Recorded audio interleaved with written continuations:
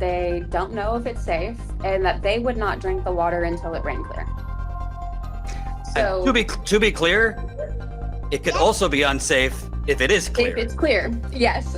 The last living thing in my house that drank water from the tap in Madison County died with a inflamed liver, and it was my dog. His liver was the size of his ribcage, and his labs were high, like extremely high in PFAS. We did move from Anderson, and I did give my dog water from Anderson because it ran clear, and I just didn't know. You want to see what real independent journalism funded by the people for the people looks like? You ever heard a story like this in America? You're looking at it. Congratulations for always being somewhere where mainstream media is not. Flint, Michigan. See you in Nevada. Thanks to people like you, we can get the truth. Corporate media, they've been lying to us for years, and you're going straight to the people. You are the man. I'm glad you're here. For as low as 16 cents a day, you'll keep us on the ground, covering the important stories the corporate media covers up. Hey, it's Jordan with Status Coup. Happy to be joined by Brianna. You are a resident of Lapel, Indiana. And it is very difficult right now in America to keep up with the hourly disasters and crises. But I am here to remind you, we have a water crisis that is spreading rampant. And I saw a clip on the internet of the water in your community, and it looked pretty damn horrifying to me. And you've been fighting the good fight now for a while to get your local officials to do something about it. Let me first show just some videos you've taken from your own home. This from, I believe, your bathtub.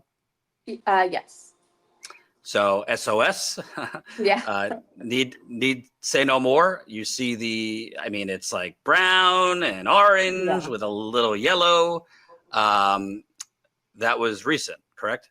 Yeah, that was just like last week. So I think I labeled the dates when I sent it to you. But they did say that they were doing like a mass flush, like in response to all the news like articles going around. And then so I don't know. I mean, it was like they told us to expect it for 3 days, I think, when that happened. So, and they tell us every time that water is safe to drink, safe to bathe in. We don't need to boil it, but they caution us to wash our clothes in it.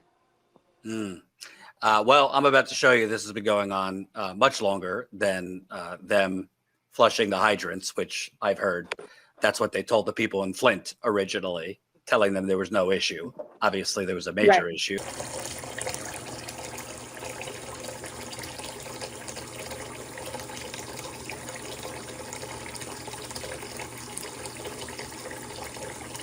So that's coming out of your sink. We have, here's you with a jug.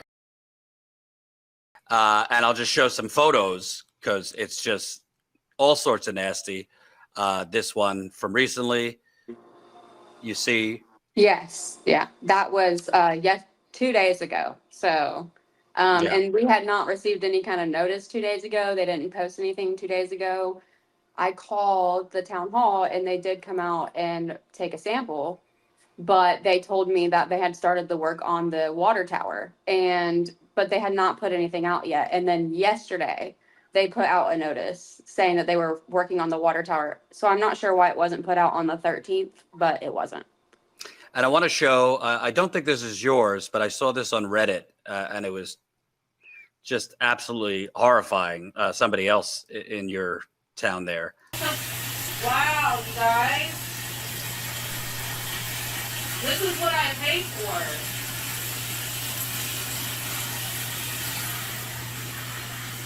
Look at this.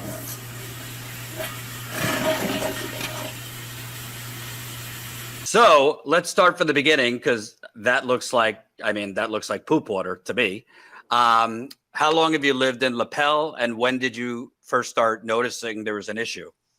I've lived here for about 1.5 years, and I noticed I've seen posts like on the chatter page on Facebook about discolored water, but I had never really seen it myself in my own house. And then one day it looked like my kids had peed in the bath, and so I was like, "Did you guys pee in the bath?" Like they're both potty trained, so I was like, I I don't know. And they were like, no, we didn't. And so I was like, okay. And that was about 3 weeks after we moved in. And then it has been a consistent issue since then. So sometimes we have like that darker color, like the really nasty yellowish brown color. And then other times I just have like a fluorescent yellow. And the fluorescent yellow is like 24/7. And have you been drinking the tap water? No. We don't okay. cook it with it. We don't drink it. We have a filter for the bathtub when our kids take a bath. But that's about it. We buy bulk water from Sam's Club to cook with and drink from. So I'm trying to, like, there's a few of us in town that are trying to do like a water drive for the schools specifically. There's like reports of the school water being nasty. When parents reach out to the school to ask them like if they'll shut their water fountains off or anything, they're like, that's out of our scope and you have to bring it up to the school board. And by the way, so people know this is about like 30 or so miles from Indianapolis. So it's not like you're out in the middle of nowhere. Yeah. I mean, you're near like a major city in Indiana. Yeah, and Madison County is huge. It's got a big population. So and Noblesville's right next to us. So they're literally right next to us. I don't want to show you were fortunate to get in touch with Erin Brockovich, who did a piece about this. And she noted in the piece that a couple years ago in 2021 at a town meeting, a resident said the entire water system needs repair and revamped in the entire town of Lapel. The community residents need to feel safe about the water they are drinking and using for food prep, as well as for cleaning their bodies. I mean, this was 4 years ago. Yeah. So tell me what the local city and state officials have been saying in response, because as I've seen in Flint and East Palestine, and I could go down a long list of places, they seem to always respond with the same thing. Everything's dandy.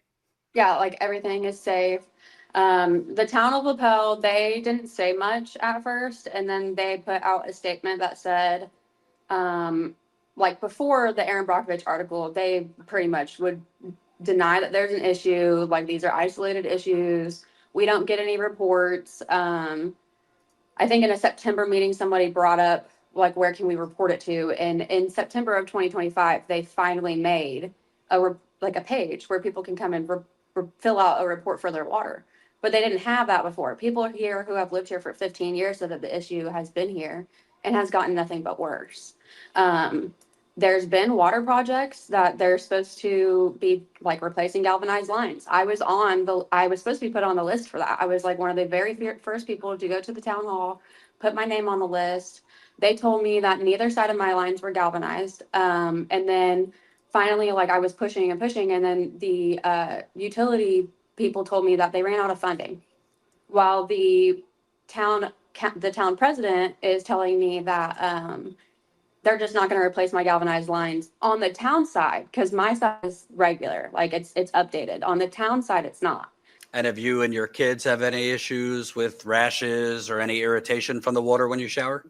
So, like, my skin's pretty dry, but like we also have pretty hard water here. But my kids, they're fine because we put a filter on their bath. I will say that the last living thing in my house that drank water from the tap in Madison County died with a inflamed liver, and it was my dog, and he was about 60 to 70, like I think they said he was like 50 to 70 pounds, but he lost like 20 pounds when he was sick. He wouldn't eat, and like he died at my house, but we had labs done, an ultrasound done. His liver was the size of his rib cage.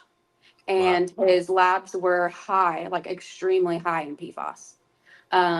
We did move from Anderson, and I did give my dog water from Anderson because it ran clear, and I just didn't know about all of this stuff. I had no idea. I've learned a lot in the last year, and I actually learned that Anderson has PFAS in their drinking water above action level. And it has been like that for 2 years. Now, you moved from Anderson to Lapel. Was your dog okay health-wise before you moved into Lapel? Yeah, in And we gave him the water here for like the first month because it was clear and like I didn't really know, and other than people's posts. And then I stopped giving it to him, but I think it was too late by then. About 3 months after we moved here, he passed away to Lapel. So I don't know if it was from Anderson or if it was from Lapel water. I had my water tested for PFAS, but the way that the Indiana State Lab does it, like they don't really break it down to where I can explain to you like what's in there. I mean, I guess somebody who knows about like water levels could probably explain it better, but I know that they were present, but I know that none of them were above level. So above the action level. I mean, I got to assume for you, I don't know, you seem relatively young. You have two kids. Yeah. It's got to be 26. It's got to be scary. I mean, not knowing what, I know your kids aren't drinking it, but like bathing in it. Your dog died. This has got to be very stressful. Yeah, it is. And then like when they just like don't want to hear you. Like I've been to meetings and like they've told me not to speak unless I'm recognized. They don't always have people go to the podium, so like they don't always follow Robert's rules, so it's not always fair to people who are trying to speak.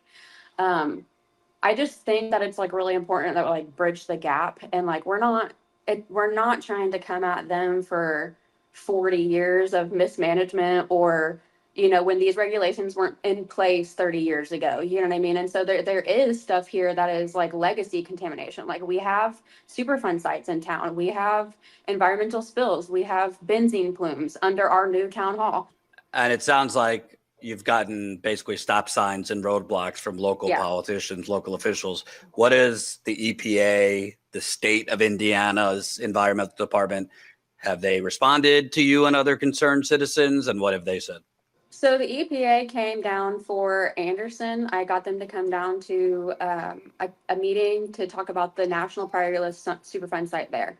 There they mentioned that if your water is discolored, you should not drink it. You should wait until it runs clear. It's not advisable to drink it.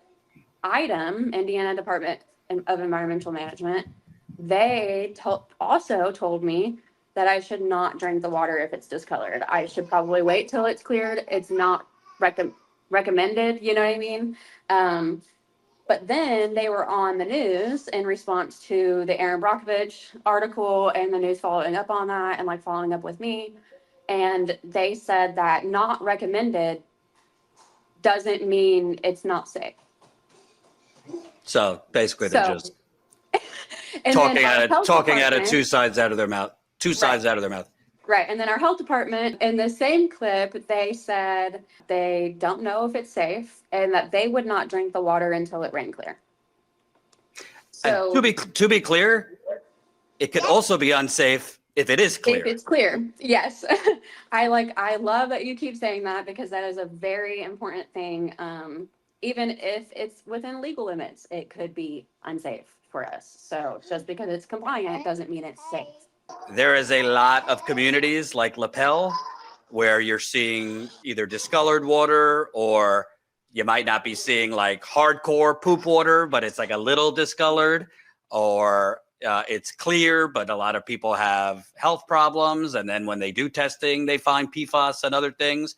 A lot of times the state's testing, conveniently everything's fine, but then independent testers that aren't on the government payroll find elevated levels. So, a lot of these areas have high cancer levels, high issues with reproductive issues in women, and it's the water.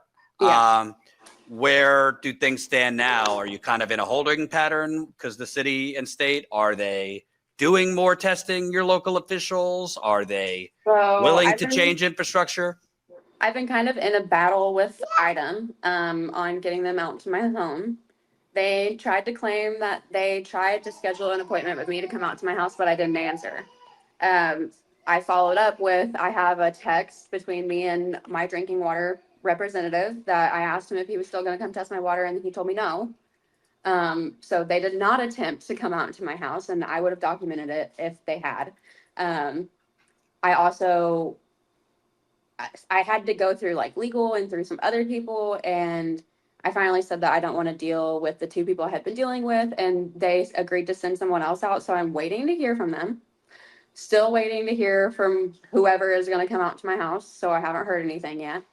And then the town of Lapel came out here when I called about my discolored water 2 days ago. So that's more than what they did before. They came out and would only take the sample at the meter, and they were like, well, it's clear out here. And I'm like, well, it's yellow in here. So do you want my jug? And they were like, no. And so this time they took my sample from inside. So that's like another step that they didn't do before. Hopefully this Thursday we have a town council meeting.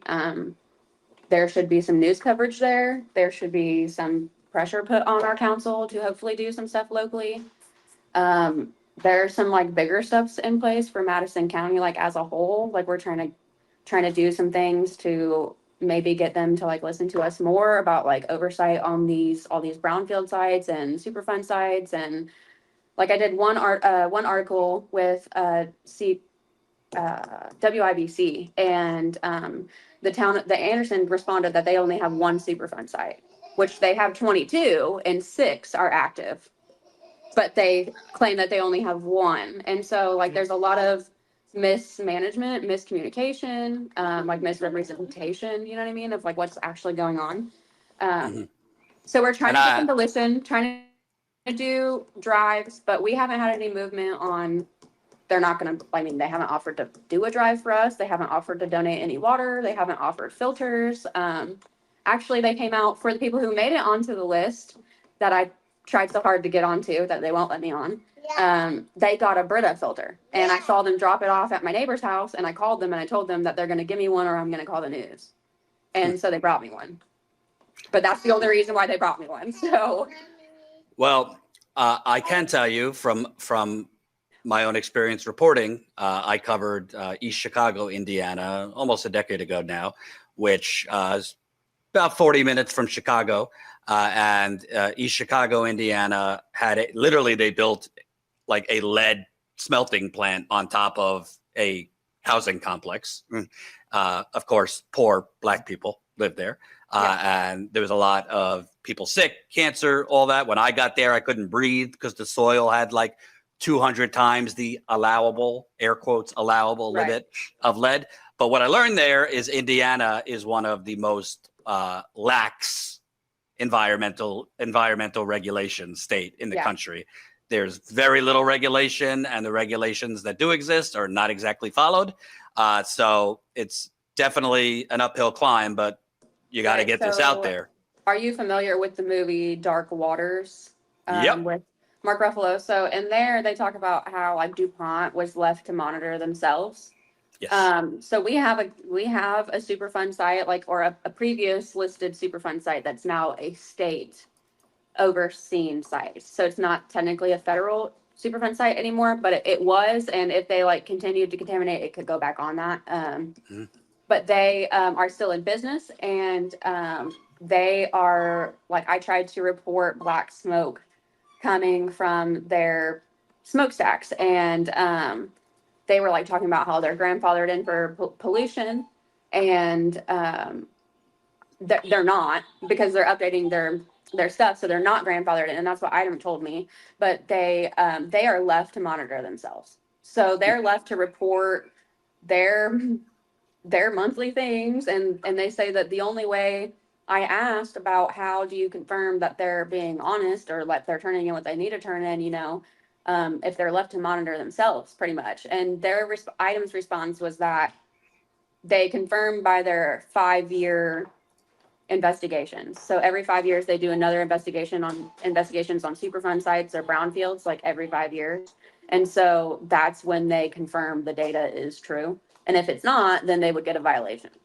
The last one was done in 2022. So we would have to wait 5 years from that for them to confirm that all of their previous data has been correct for the last 5 years. And yeah, what could go wrong with corporations investigating themselves? I mean, it's the same thing as DuPont, and we have all these water issues, and Lapel doesn't like talking about Brockway, or Owens, Illinois, and the glass company, you know what I mean? Or they don't like talking about the dump or the benzene plume under our new town hall, you know what I mean?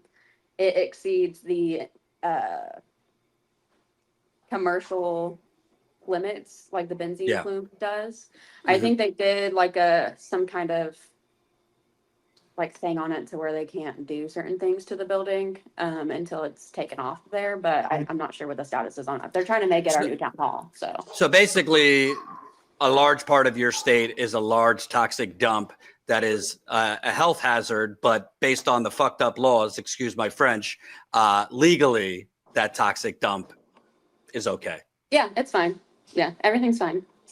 Yeah.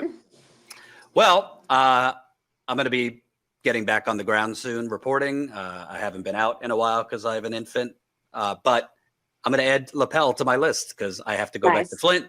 I have to go back to Flint, East Palestine, and a whole bunch of other places that sadly are becoming part of the growing list of corporate sacrifice zones in America. Right. But I'm glad we spoke. I'll keep in touch with you to update the audience. And thank you.